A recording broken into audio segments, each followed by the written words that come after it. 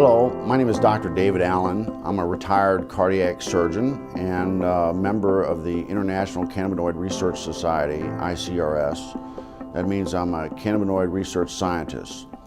And I'm here to tell you about the discovery of the endocannabinoid system, the ECS, and the significance and how it will change medicine. And we discovered the endocannabinoid system about 30 years ago, and we really didn't understand the significance of its discovery. And so we found out that this is a chemical communication that your body has. It's not electrical, it's chemical, and it's kind of like the hormone systems that people are familiar with. And your body makes these cannabinoids. They're endogenous, so they're endocannabinoids, and they perform some miraculous functions in the body. And we're just learning the significance of these functions.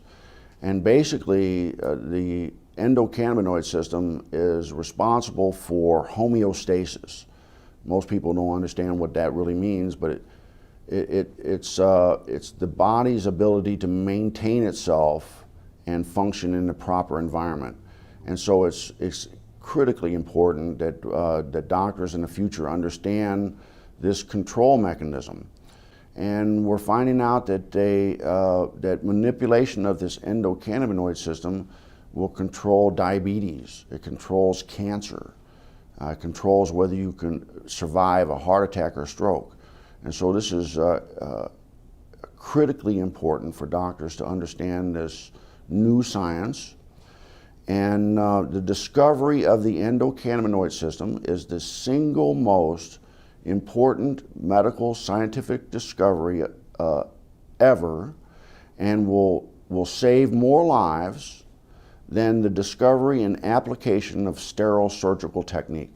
And I'm a heart surgeon saying that.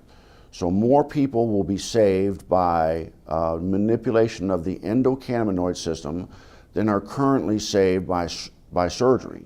But recent research has been looking at cannabis and the different cannabinoids. There's over 80 plus cannabinoids discovered in the cannabis plant. The second most dominant one besides THC is cannabidiol or CBD. Okay. And the research now is over 1,200 peer-reviewed journals on CBD. It's probably the most exciting and researched ingredient or substance right now around the world. Mm-hmm. It doesn't have the psychoactive or high that is associated with THC, but it has a tremendous amount of other benefits, including research shows anti-seizure, anti-epileptic, which is why it's gotten a lot of popularity. You do a lot with children with seizure disorders, and they're getting benefits from this plant in a safe, non-toxic way versus all these drugs that typically don't work. Mm-hmm. And there's neuroprotective benefits, so you see a lot with concussions and the NFL. There's a lot of research being done now with chronic traumatic encephalopathy or chronically banging your head a lot. There's anti-anxiety, which is really important. It's the anti-THC of sorts. It calms you down. It helps you manage stress better, which is how I look at it. It's much more as a preventative or daily use substance than just treating disease states. Mm-hmm. And there's immune support. There's it's a huge antioxidant. There's just a tremendous. It's easier sometimes to talk about what it doesn't do than what it does. Dr. Alan Shackelford is a Harvard-trained physician. He's also among a handful of doctors in Colorado who give prescriptions for medical marijuana. From the moment Charlotte entered his office, he knew she was in trouble. While he was just examining her, she had 2 seizures. She'd failed everything. There were no more options for her. Everything had been tried, except cannabis. Here's how scientists think it might work. Marijuana is made up of 2 ingredients. THC, that's the psychoactive part that makes you high, and CBD, also called cannabidiol.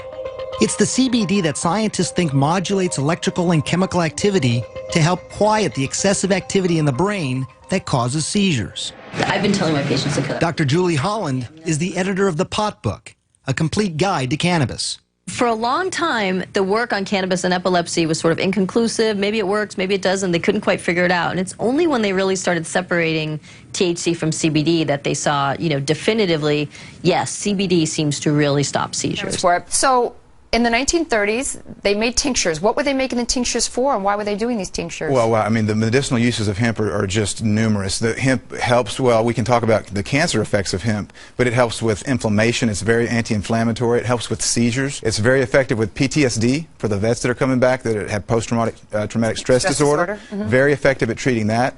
It's an anti-inflammatory. But then the uses of hemp for cancer, what I've studied, because of my book, Cancer Step Outside the Box, and the number of cancers, there's about a dozen different cancers that have been studied in depth with medicinal marijuana, with hemp. And so the studies, from brain cancer to prostate cancer to pancreatic cancer, uterine cancer, cervical cancer, prostate cancer, it's amazing. Okay, so what is in hemp that it's this THC, correct? Well, there's chemicals that are called cannabinoids. Right. THC is short for delta-9 tetrahydrocannabinol. I'm glad you said it because I couldn't. That's the only time I'll get it right. I'm glad I got it right.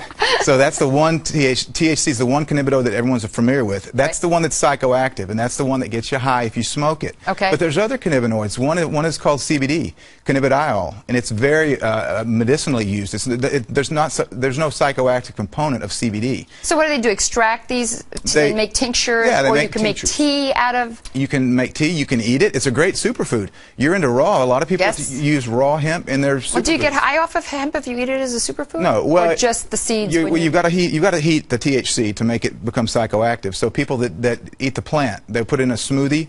You know, the super green smoothies. Right. You're not going to get high off of that because you didn't superheat it. But is it then, if you put it in a smoothie like that, is it a good prevention to cancer? It is. It's very well. It's got a perfect ratio of omega-3 to 6 fatty acids. It's got more GLA, gamma-linolenic acid, than any other plant.